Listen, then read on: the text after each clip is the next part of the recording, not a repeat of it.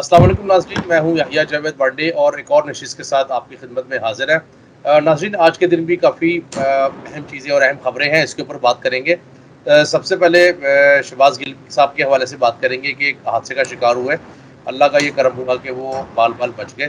اس کے اوپر بات کریں گے۔ انہوں نے الزام لگایا ہے کہ مجھے باقاعدہ ہٹ کیا گیا ہے اور میری قتل کرنے کی سازش کی گئی ہے۔ تو بریگیڈیئر صاحب، سب سے پہلے آپ یہ بتائیے گا کہ آپ کیا سمجھتے ہیں کہ کیا شہباز گل صاحب کی جان کو خطرہ ہے؟ بسم اللہ الرحمن الرحیم۔ ہم نے اس سے پہلے آپ کو تھوڑا سا پروگرام میں احاطہ کیا تھا اس وقت جو سیاسی چپلش جو چل رہی ہے، اور خاص طور پہ جو شروع ہوئی ہے اس وقت جب امریکن انٹرفیئرنس کے ذریعے، امریکن انٹرونشن کے ذریعے، اور اب تو اس کو امریکہ سے جیسے آپ نے کہا کہ ریبیکا گرانٹ نے اور سنتھیٹی نے کو انہوں نے کنفرم کر دیا ہے، جو ڈونلڈ نے مراسلہ بھیجا تھا اور کہا تھا، اس کے ذریعے پھر جس طرح پیسے کا استعمال کر کے یہ امپورٹڈ گورنمنٹ بنائی گئی، اور اس کے اندر جو لوگ آئے اس حکومت کے اندر ان کا بھی پروفائل آپ کو پتہ ہے، بار بار اس کو ہم کیا ڈسکس کریں، کیونکہ جو لوگ ضمانتوں پہ ہیں یا جو کرمنالٹی میں انوالو ہیں، تو وہ جو حکومت تھی، اب اس حکومت کو کی جو ایکسیپٹنس ہے، اگر آپ دیکھیں تو وہ عوام کے اندر وہ ایکسیپٹنس اس طرح نہیں ہو سکتی جس طرح ایک الیکٹڈ حکومت کی ہونی چاہیے، کیونکہ الیکٹڈ حکومت نہیں ہے، پہلی بات۔ دوسری بات ہے یہ حکومت ہے مائنورٹی پارٹیز کی، یعنی جن پارٹیوں کی اسمبلی میں 25 یا 60 یا 85 سیٹیں تھیں، وہ اس وقت حکومت میں، جو میجورٹی پارٹی تھی پی ٹی آئی، وہ اس وقت حکومت سے باہر ہے۔ ابھی یہ سینیریو کسی اور طرح بھی ہوتا تو تب بھی ہم اسی طرح کہتے ہیں، لیکن کیونکہ اس وقت گراؤنڈ ریالٹی ایسے ہے تو ہم اس کا ذکر اس حساب سے اسی طرح کر رہے ہیں جس طرح گراؤنڈ کو نظر آ رہی ہے۔ اب اس کے اندر ہم نے کل بھی جو ذکر کیا کہ معاشی طور پہ جو حالات ہیں اس میں بھی حکومت فرسٹریشن کا شکار ہے، کیونکہ آپ کے جو دو دورے ہیں وہ بالکل ناکام گئے ہیں۔ جیسے سعودی عرب نے اگر کیا تو سعودی عرب کا ابھی آ چکا ہے کہ جو کل بھی ہم نے ذکر کیا تھا کہ جو انہوں نے 4.2 بلین کی جو اور جو 3 بلین اسٹیٹ بینک میں رکھے تھے، 1.2 بلین کی جو آپ کو لیوی دی ہوئی تھی پیٹرول کے اندر جو وہ دیا، وہی چیزیں وہ ایکسٹینڈ کرنے کا فرض، یعنی کوئی ایڈیشنل ان پٹ ابھی تک سعودی عرب کی طرف سے یا یو اے کی طرف سے، یو اے کی معاشی ٹیم ہو کے گئی ہے، اس کا ابھی تک کوئی کنکلوژن نہیں آئی۔ تو میرا مطلب ہے کہ گورنمنٹ فرسٹریشن کا شکار ہے۔ اب وہ اپنے آپ کو ان تمام سینیریوں میں وہ اپنے آپ کو ثابت کرنے کی کوشش کر رہے ہیں کہ دے کین پرفارم، اور وہ یہ ثابت کرنے کی کوشش کر رہے ہیں کہ وہ انلیجیٹیمیٹ طریقے سے نہیں آئے ہیں، وہ یہ ثابت کرنے کی کوشش وہ امپورٹڈ طریقے سے نہیں آئے ہیں، وہ یہ ثابت کرنے کی کوشش کر رہے ہیں۔ یہ ثابت کرنے کے لیے ان کو ایک ڈفرینٹ پالیسی اختیار کرنی چاہیے تھی، ایک ایسی پالیسی جو پولیٹیکل اڈاپٹمنٹ کی پالیسی ہوتی، یعنی آپ ان چیزوں کو بھول کے کہ آپ کے ساتھ کیا ہوا ہے، آپ ایک بڑا دل رکھ کے اور اس طریقہ کار سے آپ پرفارم کرتے، اور اس کے اندر آپ پولیٹیکل لوگوں کو شامل کرنے کی کوشش کرتے۔ انہوں نے الٹا اس سے کام شروع کر دیا ہے، اور آپ دیکھتے ہیں کہ جو روزانہ بیانات آ رہے ہوتے ہیں حکومت کے مختلف منسٹرز کے، وہ بھی آپ کے سامنے، خاص طور پہ جو آپ کے انٹیریئر منسٹر کی جس طرح کے بیانات آ رہے ہوتے ہیں، اس پہ اپنا ایک افسوس ہوتا ہے کہ جی کس طرف ہم چل پڑے، کیونکہ آپ میں نے کل بھی آپ سے کہا ہم بہت انسٹیبل سچویشن میں، ہم انسٹیبل سچویشن میں ہیں، آپ نے جغرافیکل بارڈرز کی وجہ سے بھی، اور جو کچھ بلوچستان میں اور جو کچھ دہشت گردی کی وارداتیں اس کی وجہ سے بھی، اب آپ ایک اور چیز کو افورڈ نہیں کر سکتے۔ تو اس میں یہ کہا گیا تھا کہ جو الیکشن کمیشن جو کچھ کر رہا ہے، بلکہ رپورٹیں ہیں کہ کچھ کسٹم کا بھی ریکارڈ جلایا گیا ہے، اور کسٹم کی جو ہیڈ ہیں وہ بھی راجہ سکندر کی مسز ہی ہیں۔ تو یہ جو الیکشن کمیشن ہے اٹ از ان ایکسیپٹیبل، یہ بہت ڈاؤٹ فل قسم کا الیکشن کمشنر ہے، یہ بہت ٹینٹڈ قسم کا الیکشن کمشنر ہے۔ ایک تو وہ چیزیں ہیں جس میں یہ لوگ بار بار ذکر کر رہے ہیں، یہ بات ہو رہی ہے کہ جی پی ٹی آئی کو سنگل آؤٹ کر کے، نہ باقی پارٹیوں کے کمپیریزن کی وجہ سے سنگل آؤٹ کر کے آؤٹ کرنے کی کوشش کی جائے گی۔ اور اس کے اندر یہی تھا کہ یہ جو ریسنٹلی جو ایک واقعہ سعودی عرب میں ہوا، اور اس کے حساب سے جو یہاں پہ چارجز لگائے گئے وہ ریئلزم کے اوپر بیس نہیں کرتے تھے۔ سعودی عرب میں واقع ہوا ہے، یہاں پہ ایک چارج لگا رہے ہیں، یار کیا لاجک ہے اس کا؟ مطلب یہ تھا کہ اگر آپ اس قسم کے چارجز لگائیں گے تو کچھ آپ لوگوں کو شے دیں گے کہ وہ جرائم کوئی نہ کوئی کسی نہ کسی کے اوپر کوئی نہ کوئی کسی کے اوپر لائف اٹمپٹ کرے. میں یہ نہیں کہہ رہا کہ یہ ہو رہا ہے یا کوئی پلاننگ ہوئی, نہیں, یہ پلاننگ نہیں ہے, لیکن آپ اپنا انوٹنگلی لوگوں کو شے دے رہے ہیں کہ وہ ایک کلوز کو استعمال کر کے, جیسے سلمان تاثیر صاحب کے خلاف ہوا تھا. ابھی اسی کی مجھے نہیں پتا کہ شہباز گل کے ساتھ کوئی ایکسیڈنٹ ہوا ہے یا, لیکن جیسا یہ کہا جا رہا ہے کہ پیچھے سے کسی گاڑی نے مارا ہے, اور جس گاڑی نے مارا ہے وہ وہاں پہ کھڑی نہیں ہوئی ہے. اگر اس گاڑی نے مارا اور الٹی ہے تو وہ تو موٹر وے پولیس کے پاس ریکارڈنگ ہوگی, کیمرہ ہوگا, اس سے وہ جان لیں گے گاڑی کے انٹر ہونے کا. لیکن یہ ایک انڈیکیشن ضرور ہے, اگر یہ ہوا ہے تو یہ بڑا غلط ہے, اس کی پوری تحقیقات ہونی چاہیے. کوئی جو بھی شخص ہے, چاہے وہ پی ایم ایل این کا ہے, پی پی پی کا ہے, پی ٹی آئی کا ہے, اے این پی کا ہے, ان کی زندگی آپ ان سے پولیٹیکلی ڈفر کریں, بیانات ان کے خلاف دیں, لیکن کسی کی جان لینا, کسی کو ٹارگٹ کرنا, کسی کو مارنا, نہ تو آپ کی جمہوریت میں الاؤڈ ہے, نہ آپ مسلمان ہیں, نہ آپ کے مسلمان اسلام میں الاؤڈ ہے. اسلام میں بڑا کلیئرٹی سے یہ کہتے ہیں کہ ایک شخص کی جان لینا انسانیت کی جان لینے کے برابر ہے. تو اگر تو کسی نے یہ کام کرنے کی کوشش کی ہے تو اس سے بڑا جرم اور اس سے گندا فیل نہیں ہو سکتا. اور یہ اگر کسی پلاننگ سے ہوا ہے, وہ تو اب بھٹو بلاول بھٹو کہہ چکا ہے کہ یہ ہم سازش کرتے ہیں اور یہ سازش ہمارے گھر میں ہوئی ہے. تو اگر یہ حکومت کے اندر کسی سازش کی وجہ سے ہوا ہے, کسی کی ڈائریکشن کی وجہ سے ہوا ہے, کسی ایجنسی کے کسی اپنا ڈپارٹمنٹ کو کہا گیا ہے, کوئی اسپیشل برانچ کے لوگوں سے ہوا ہے, تو یہ نہایت ہی گھناؤنا فیل ہے. یہ پالیٹکس نہیں ہے, یہ جرائم کی دنیا ہے, اور جرائم جو ہے وہ حکومت نہیں کرتی, وہ میفیاز کرتے. اگر آپ اس قسم کی بات کریں گے تو آپ میفیاز کا تاثر دیں گے. تو ضرورت اس امر کی ہے کہ اس ایکسیڈنٹ کی پوری تحقیقات ہونی چاہیے, اور تمام چیزیں جو ہیں, کوئی شہباز گل نے تو کہا ہے کہ مجھے, لیکن شہباز گل کی بھی بات کا میں اعتبار نہیں کرتا. شہباز گل بھی کوئی اتنا ڈیپینڈیبل آدمی نہیں ہے.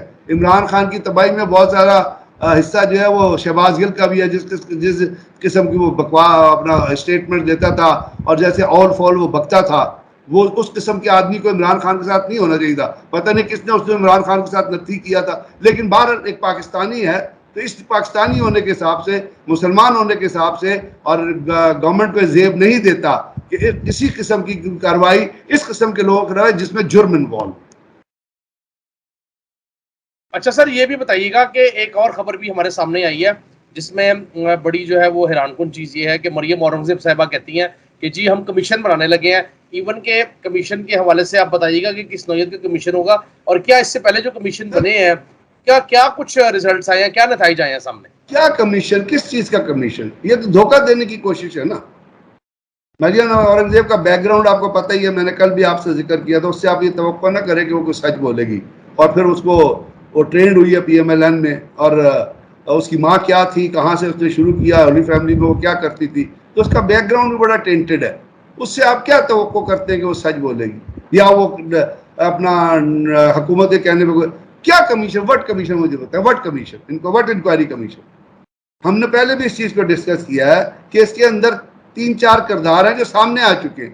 ایک اسد مجید صاحب ہیں جو امریکہ میں موجود ہے, ایک ڈونلڈ لو ہے جس نے وہ ڈکٹیشن دی ہے, جس نے وہ مراستہ لکھوایا ہے, ایک منسٹری آف فارن افیئرز ہے جس میں وہ ریسیو ہوا ہے, سائفر ریسیو ہوا ہوتا ہے, اس کا ٹیکنیکل ریکارڈ موجود ہوتا ہے, جس طریقے سے وہ آتا ہے وہ ریکارڈ موجود ہوتا ہے, وہ باقاعدہ انٹر ہوتا ہے اپنا ڈوزیئرز میں اور رجسٹرز میں, اور ٹیکنیکل جو لاگ ہوتی ہے اس کے اندر کی کون سی چیز کس وقت اس کے اوپر مہر رکھتی ہے, اس کے اوپر ڈیٹ ہوتی ہے, اس کے اندر کلاسیفیکیشن ہوتی ہے. اس کی وہ مراسلہ ہے, وہ وہاں پہ ابھی کل ہم نے ریبیکا گرانٹ کا ذکر کیا تھا, پھر انہوں نے کہا کہ آج امریکہ نے مداخلت کی.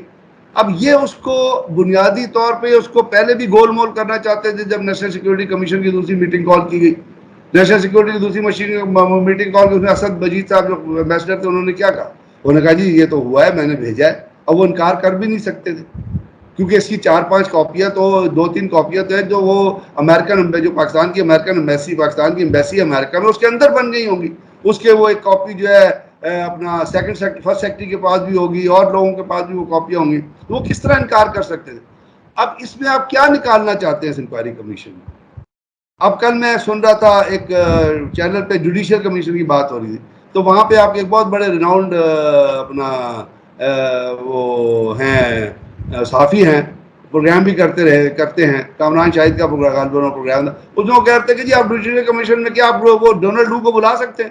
اور بھائی ڈونلڈ لو کی ضرورت نہیں ہے, مدعی جو ہے وہ حکومت پاکستان ہے, اور جب مدعی حکومت پاکستان ہوگی تو اس کا بیان اسد مجید صاحب دیں گے, ریسیو فارن منسٹری نے کیا ہے, فارن منسٹری اس کا بیان دے گی, جو آفسر جہاں موجود تھے وہ بیان دیں, وہ بتائیں گے کہ یہ مراسلہ آیا تھا یا نہیں آیا تھا, یہ مراسلہ حقیقت میں اس سے زیادہ اور کیا ضرورت ہے آپ کو چیز. آپ کے ڈونلڈ لو آپ کو بلا کے یہاں پہ کہے گا کہ میں نے اس 4:05 پہ فلانے دن جو ہے وہاں بیٹھے ہوئے تھے, کمرے بیٹھے ہوئے تھے جس میں ہرے رنگ کے پردے لگے ہوئے تھے, سفید رنگ کی کرسی تھی, وہاں میں نے بیان دیا تھا, وہی آ کے کہے گا. would he say that؟ تو آپ کیا بے وقوفی کی باتیں کرتے ہیں ہمارے ہاں بغیر حقیقت کو جانے, بغیر انویسٹیگیٹو ٹیکنیک جانے ہوئے.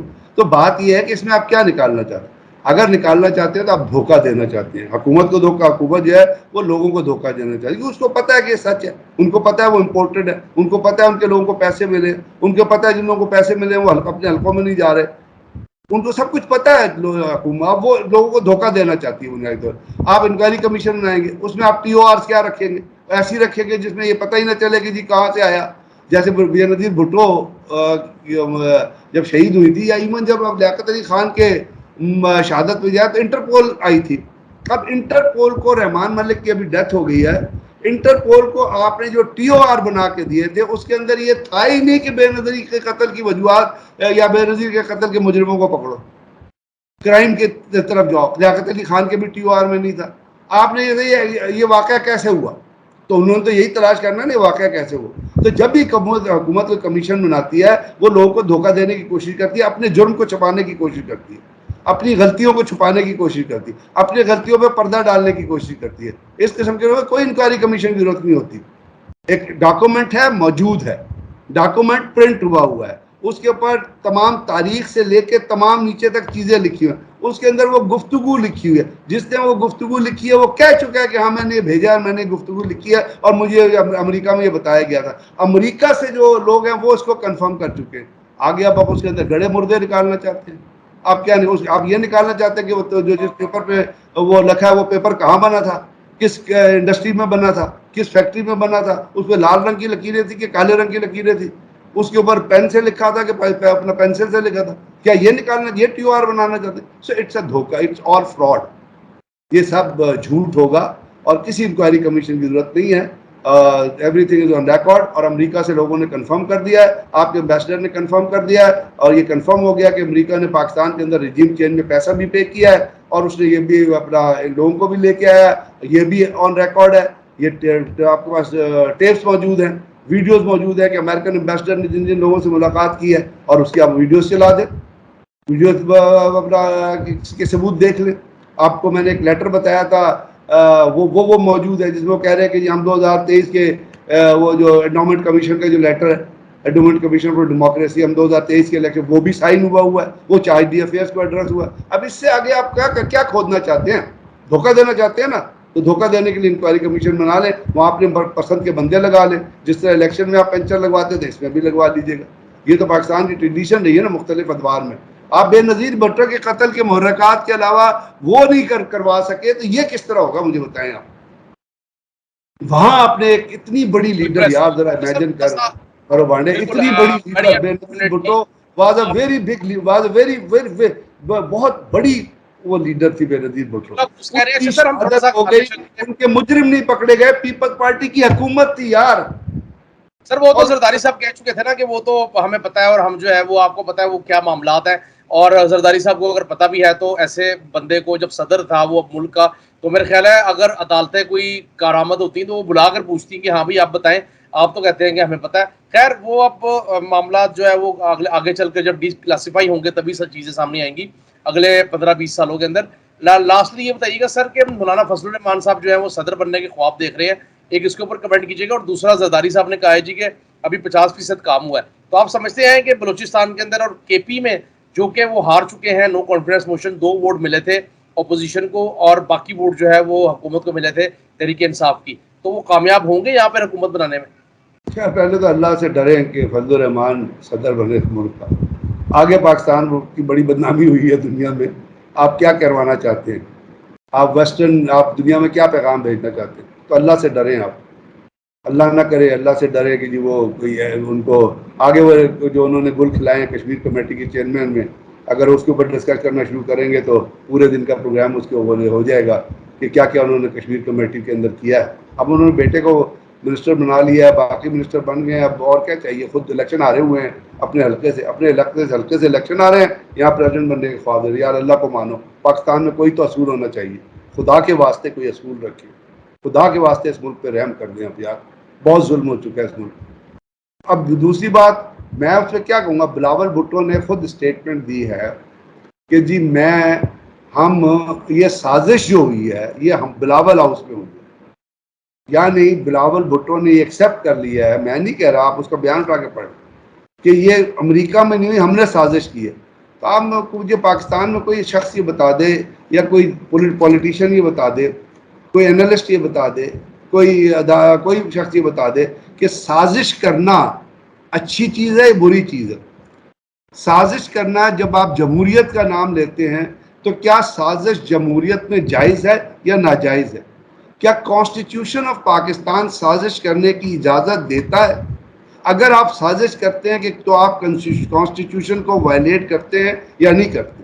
کیا پاکستان کے اندر مروجہ قوانین سٹنگ گورنمنٹ کے خلاف سازش کرنے کی اجازت دیتے ہیں؟ اگر سازش آپ نے کی ہے تو آپ کے خلاف مقدمہ چلنا چاہیے, آپ کے خلاف دھوکہ دہی کا, فراڈ کا, سازش کا, ہپوکریسی کا, ڈبل سٹینڈرڈز کا مقدمہ چلنا چاہیے یا نہیں چلنا چاہیے. اس چیز کا اس نے جو کہا کہ ہم نے سازش کیا ہے, کیا عدالتوں کو نوٹس لینا چاہیے یا نہیں لینا چاہیے. اس نے کہا ہم نے سازش کی ہے, اس کے اوپر انویسٹیگیشن ہونی چاہیے یا نہیں ہونی چاہیے. یہ کوئی فخر کی بات نہیں ہے, یہ شرم کی بات ہے.